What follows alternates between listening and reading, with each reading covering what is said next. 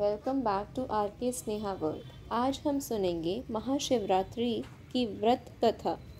शिव पुराण की कथा के अनुसार एक गांव में एक शिकारी था जो पशुओं को शिकार करके अपना घर परिवार चलाता था। वह गांव के ही एक साहूकार का कर्जदार था। वह काफ़ी प्रयासों के बाद भी कर्ज से मुक्त नहीं हो पा रहा था। एक दिन क्रोधित होकर साहूकार ने उसे शिव मठ में बंदी बना दिया। उस दिन शिवरात्रि थी। शिकारी उस दिन शिवरात्रि की कथा को सुना। शाम के समय में उसे साहूकार के सामने पेश किया गया तो शिकारी ने वचन दिया कि अगले दिन वह सभी कर्ज को चुकाकर मुक्त हो जाएगा। तब उसे साहूकार ने छोड़ दिया। शिकारी वहां से जंगल में गया और शिकार की तलाश करने लगा। वह एक तालाब के किनारे पहुंचा। वहां पर वह एक बेल के पत्र पर अपना ठिकाना बनाने लगा। उस पेड़ के नीचे एक शिवलिंग था जो बेल पत्रों से ढका हुआ था। उसे इस बात की जानकारी ना थी।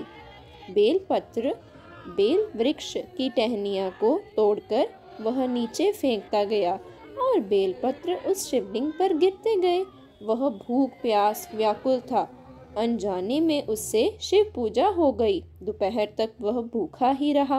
रात में एक गर्भवती हिरण तालाब में पानी पीने आई। तभी शिकारी उसे मारने के लिए धनुष बाण तैयार कर लिया। उस हिरण ने कहा कि वह बच्चे को जन्म देने वाली है। तुम एक साथ 2 हत्या ना करो। बच्चे को जन्म देकर तुम्हारे पास आ जाऊंगी, तब तुम शिकार कर लेना। यह सुनकर शिकारी ने उसे जाने दिया। कुछ देर बाद एक और हिरण आई तो शिकारी उसका शिकार करने को तैयार हो गया। तभी उस हिरण ने कहा कि वह अभी ऋतु से मुक्त हुई है। वह अपने पति की तलाश कर रही है क्योंकि वह काम के वशीभूत है। वह जल्द ही पति से मिलने के बाद शिकार के लिए उपस्थित हो जाएगी। शिकारी ने उसे भी छोड़ दिया।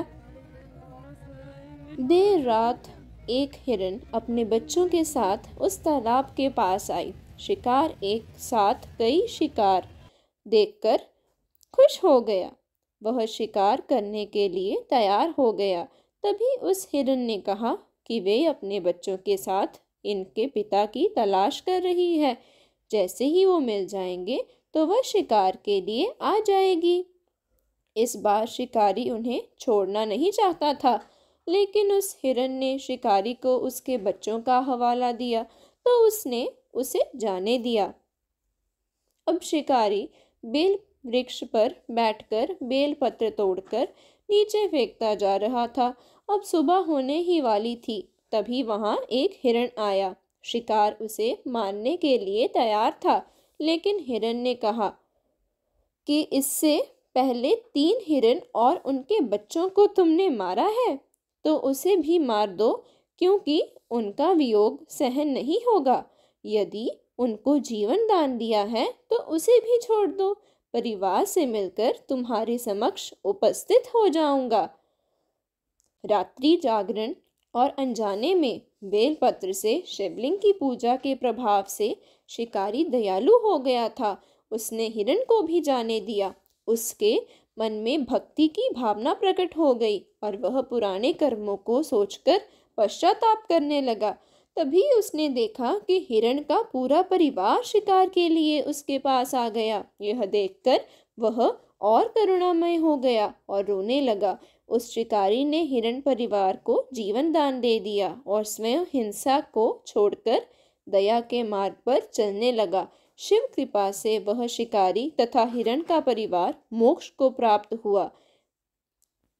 हर हर महादेव।